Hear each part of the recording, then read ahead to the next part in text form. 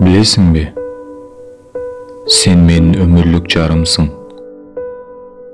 Менин сыймыктана турчу жубайымсың. Мага болгон мамилең абдан жылуу. Мага болгон сүйүүң балдай гана даамдуу. Мен сени менен сыймыктанам. Элге айтып мактанам. Ал балдарымдын апасы деп кайра өзүм мактап куланам. Билесиңби, кээде сени карап ойлоном. Ушул адам менин жашоомо келди.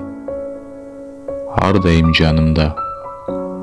Капа болсом жылуу сөз айтып, кайгырсам жылмая карап, жашоомо суроо келсе кеңеш айтып, караңгы болсо чырак кармап, өзүнөн биринчи мени ойлогон адамым.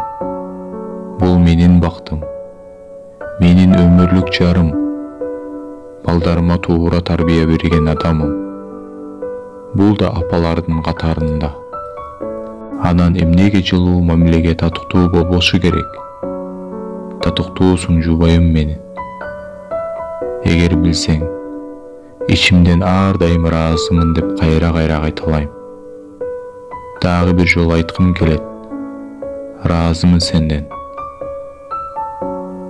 Бир туугандар, аялыңарды барктагыла, аларга жылуу сөз айткыла, жана сыйлагыла.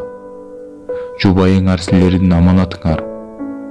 Ар бир адилетсиздик мамилелерге жоопко тартыласыңар. Жылуу жумшак мамиледе болууңузду суранабыз. Жана ойлонуп, сизде жакшы чечим чыгарат деп ишенебиз.